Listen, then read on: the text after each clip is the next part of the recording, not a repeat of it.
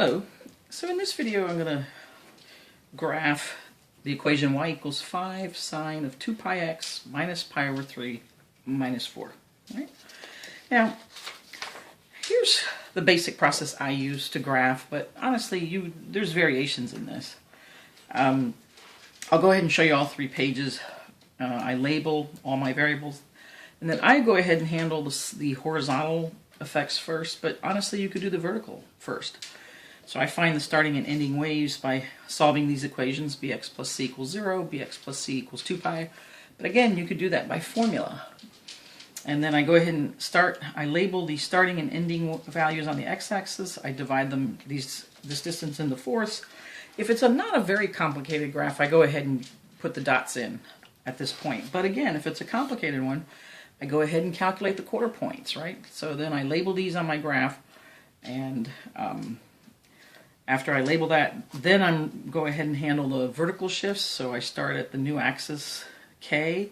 I count up and down by the amplitude, and in a sense, it gives me like a band that the wave will fit between vertically. And then finally, I actually put in my dots that I know, which are the quarter points, and then finally I connect everything. So again, there's variation in doing this, but that's what I'll follow. So let's go back to this equation. Let me write it up here.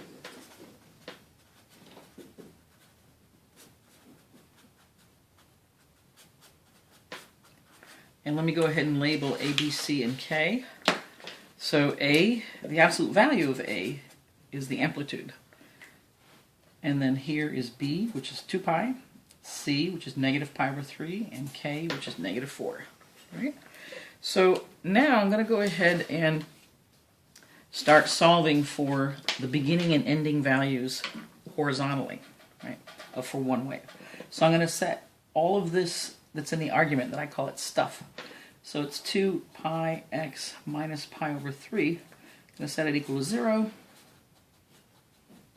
And I'm going to set it equal to 2 pi. Now, if you prefer the formula way, I have a couple other videos where I've gone through that.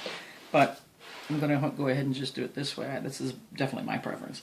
So here I would add pi over 3 to both sides. So I have 2 pi x equals pi over 3.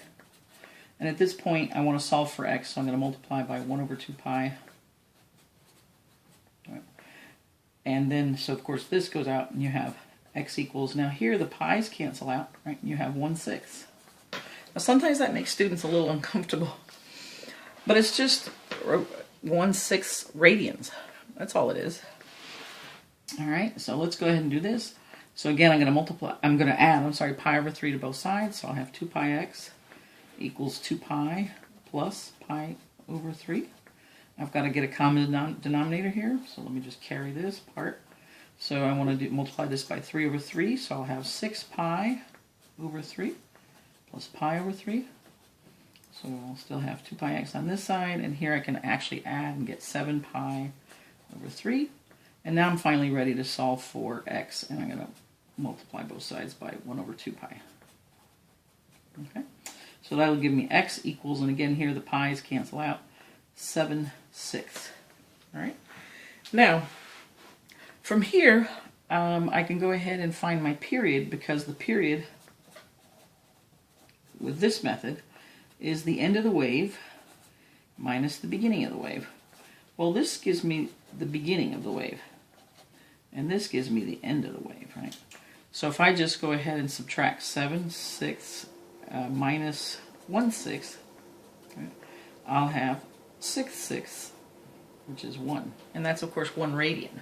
So what that means is I see one full sine wave of this in 1 radian. And if you recall, 1 radian is about 57.3 degrees, so about 60 degrees, right? Almost, a little less.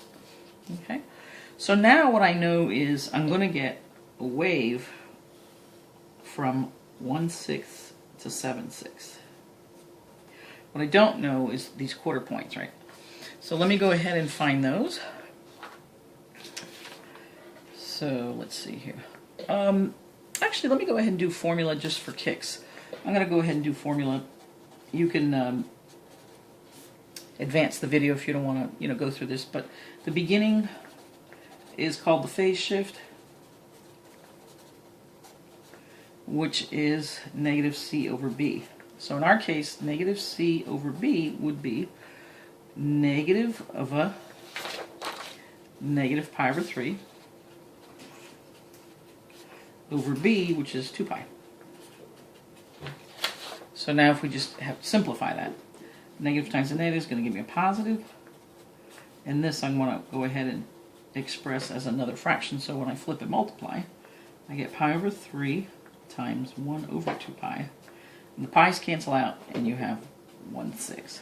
So there you are. You get the same answer that we got here.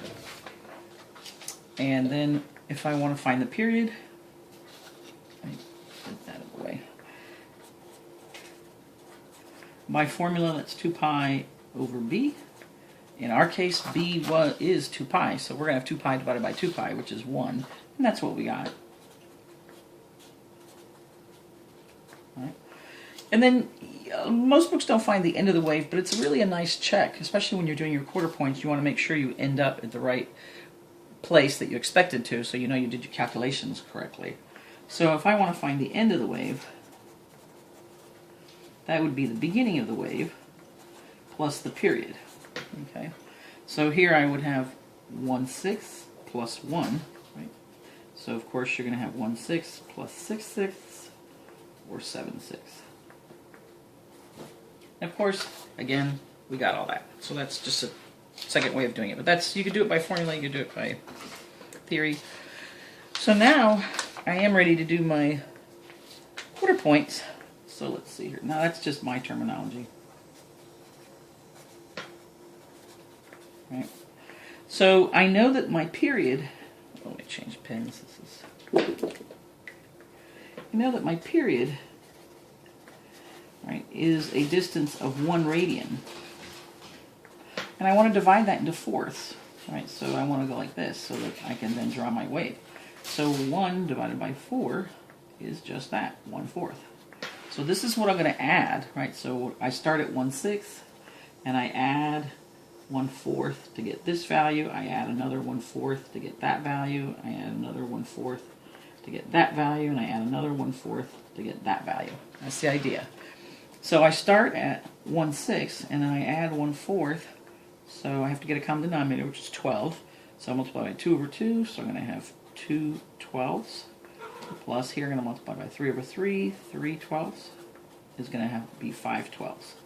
So now I know this value is 5 twelfths. So now I'm going to come out over here and say, okay, now take 5 twelfths and add another 1/4.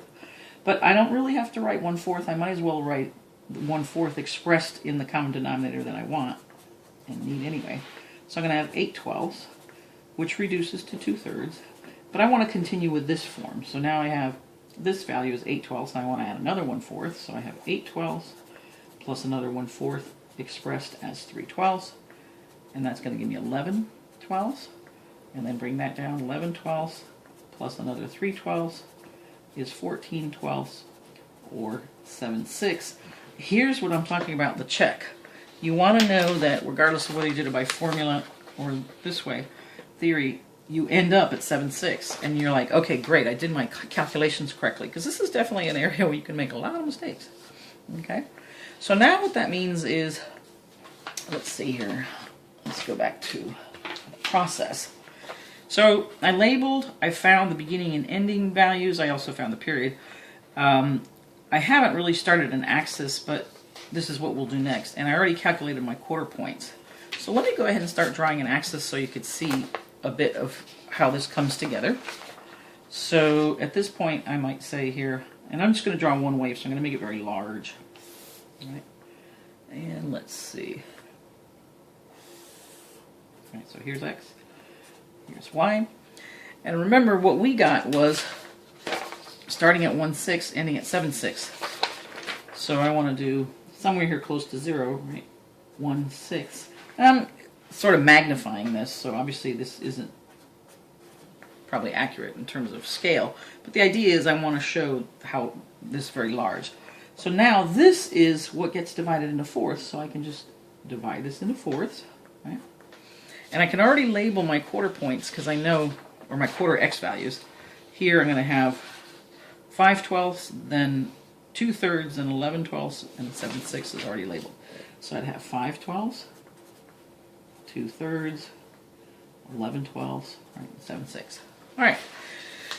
Now I'm ready to start looking at the vertical effects. So I've done this. I want to draw a new x-axis which is based on k. So let's go back to our formula, our equation. Right, we're doing y equals 5 sine of 2 pi x minus pi over 3 minus 4. Right? So this is k, down 4. So I want to go down 4. Let's say 1, 2, 3, 4. And this is, this is my y equals -4. It's my new axis that my wave is going to wrap around. Okay? And then I want to look at counting up and down by the amplitude. Right? And the amplitude is 5. And it doesn't matter if this was negative or positive. I'm going to end up going max and min. So I'm going 5 up and 5 down from this axis, -4. So to do that, I'm going to go 1, 2, 3, 4, 5. So I'm here at 1. And then come down. I have to make this a lot bigger. 1, 2, 3, 4, 5, right? So here I'm at -4, -5, -6, -7, -8, -9, right? Now, what I meant by a band then, when I said you can actually, if it helps you, you can draw in dashed lines to create a band within which the sine or cosine graph will fit vertically. So I mean this way, right? So we know that technically, let's see if I use a different color so you can see the band. So what would be happening is your sine, in this case sine graph, would fit vertically in here. Right? It would go up and down within this band. And it wouldn't exceed or in any direction. So now that I've done that, now I'm ready to put together the basic shape. Right? So I have to remember my basic shape. And then I'm going to draw the dots in following the quarter points and the vertical idea. Now remember, sine, the basic shape, is this, right? Where I know that my axis is here, and I've got my quarter points like this, right? Now, in this case, the sine is not reflected because this is positive, so I can actually draw this exactly like I see it. So what I want to do is go ahead and start drawing these. So now, this is my horizontal shift, so instead of starting at 0, I start at 1/6, right? That's why we solved this to actually, we made sure that when we solved this originally, right, we figured out what x would make this behave like 0, so I'm actually taking the sine of 0, and that's what's happening there. So it's 1/6. So here, I start at the axis. This is the first point I'm going to put. So I'm going here, this is my axis, there it is, there's my first point. Then I want to draw this point. That means I go over a quarter, right, my first quarter, and I go all the way up to the max, which is here. Then I go to this point, so I go over another quarter, and I'm back down at the axis, so I'm right here.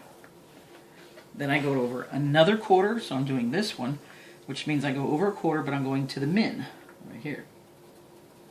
And then the last quarter, I'm going back up to the axis, so I'm here, all right? So this is my wave, one wave.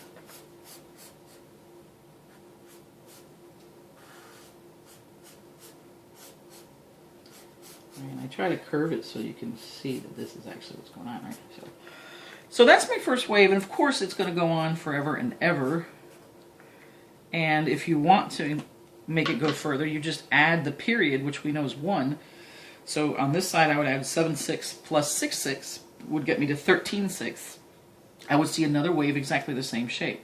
Going this way, I would subtract 1 or 6/6 from 1/6, and I would go back to -5/6. So from -5/6 to 1/6, I would see another wave. Okay. Now the last thing I want to do, I definitely want to label these quarter points because this is where in applications things happen that are significant.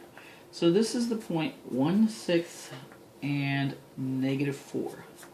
This is the 0.5/12 and 1. This is the 0.2/3 and -4. This is the 0.11/12 and -9. And this is the 0.76 right here, -4. Okay, so there's one wave with all the trimmings. Thanks so much for listening.